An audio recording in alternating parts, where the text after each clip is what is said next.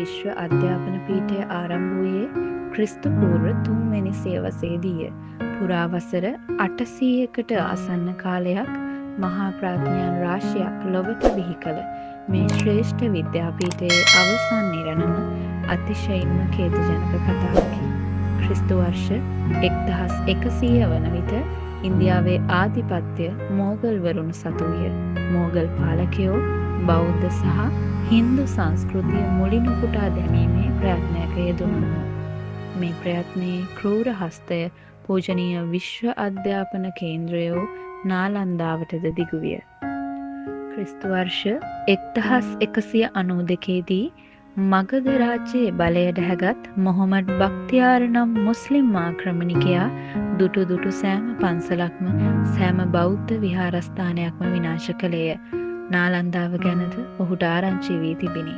ඔත්තු සේවාවන්ගෙන් ලද තොරතුරු අනුව නාලන්දාව ගැන ඔහුගේ සිතේ මැවී තිබුණේ ඉස්ලාම් ධර්මයට මුළුමනින්ම පටහැනි වූ ආගම් හා දර්ශනවාදයන් ප්‍රචලිත කිරීම සඳහා පවත්වාගෙන යන කුමන්ත්‍රණාගාරයක් ලෙසිනි.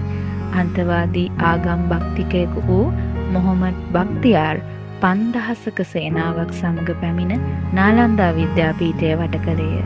මේ පිළිබඳව මුස්ලිම් ඉතිහාසඥයෙකු වූ මින්හාජු සර්ජිගේ සටහනක් මෙසේ උපුටා දක්වමි. නාලන්දාවේ ප්‍රධාන දොරටුවෙන් ඇතුල් වූ බක්තියාර්ට හිස මුඩුකොට කහවත් පොරවාගෙන ආහාර ගන්නා භික්ෂූන් පිරිසක් දක්නට ලැබිණි.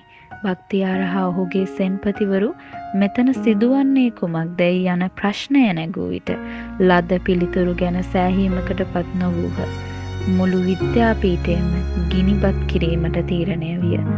විද්‍යාපීඨයේ ප්‍රධාන දොරටු අගුළු දමා වසා විද්‍යාපීඨයට ගිනි තැබිණි. පුස්තකාලය පමණක් 6 මාසයක් පුරා දැවුණු බව සඳහන්ය. සංඝයා වහන්සේ දන් වළඳමින් සිටියදී පිලිස්සී ගිය පාත්‍ර කැබලි තුල දැවුණු බත් ඇට අදටත් නාලන්දා කෞතුකාගාරයේදී ඔබට දැකගත හැකිය. මොහොමඩ් බක්තියාර්ගේ අවසන් නිරණම ඕස්ට්‍රේලියානු ජාතික එස් ධම්මික හිමියන්ගේ මිඩ්ල්ලෑන්ඩ් ඇන්ඩ් මිඩ්ල්වේ කෘතියේ මෙසේ සඳහන් වෙයි. වර්ෂ 1199 දී බෙන්ගාලය යටත් කරගත් මොහොමඩ් බක්තියාර් තිබ්බතය ආක්‍රමණය කිරීමට තීරණය කළේය. ඉන්දියානු තිබ්බත දේශ සීමාව හරහා තිබූ දැවැන්ත ගංගාව තරණය කිරීමේදී අනපේක්ෂිත ලෙස ගලා ආ මහා ජල කඳකට හසු වී ඔහුගේ මුළු හමුදාවම ජීවිතක්ෂයට පත් වූහ. සේනාවට සිදු වූ විපතත් තමාටත් වූ ලැජ්ජාවත් ඉවසාගත නොහී බක්තියාර්සිය දිවි හානි කරගති. ඝාතකයෙකු මරා දැමූ බව තවත් පුවතකින් කියවේ. සම්බුදු පියාණන් වහන්සේගේ උතුම් ශ්‍රී සද්ධර්මය වාතලයට නිබඳව මුසුව තිබූ නාලන්දාවට ඒසා මහා විනාශයක් ගෙනා මොහොමඩ් බක්තියාර්ගේ අවසානය එසේ සිදුවිය. බුදුහිමියන්ගේ මුවින් පිට වූ ශ්‍රී සද්ධර්මය වාතලයට නිබඳ මුසූ උන්වහන්සේගේ ආධ්‍යාත්මික ගුණ සුවඳ සිහිල් සුළඟට එක් වූ නාලන්දාව. නාලන්දා නටබුන් බ්‍රිහාර් ප්‍රාන්තයේ රජගහනුවරට සැතපුම් 8ක් උතුරු දෙසින් පිහිටි පැරණි නාලන්දා විශ්වවිද්‍යාලයේ අධ්‍යාපන පීඨයේ නටබුන් දැකගත හැකිය. භාග්‍යවතුන් වහන්සේ නිතර නාලන්දා ග්‍රාමයේ වැඩ වාසස්ථානය කළහ. නොයසේ නම් නාලන්දා ගම හරහා චාරිකා කළහ.